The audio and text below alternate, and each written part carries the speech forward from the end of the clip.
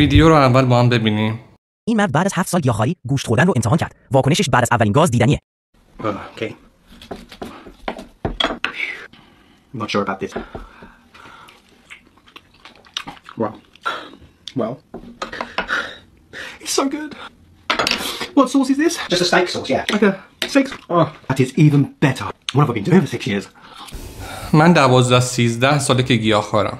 اتفاقی پیش اومده که گوشت توی غذایی باشه، مهمونی باشه، مثلا به من بگن که این غذا مثلا گوشت نداره.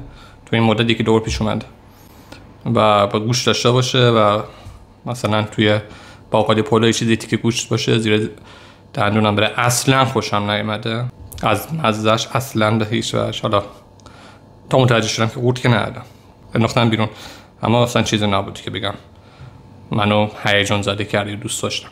و واقعا هر جا که من رفتم بوی گوشت به مشامم خورده بدم اومده و بعضی وقتا نمی‌دونستم گوشته. پرسیدم که این بوی تعفن چیه، مثلا فکر کردم بوی توالته.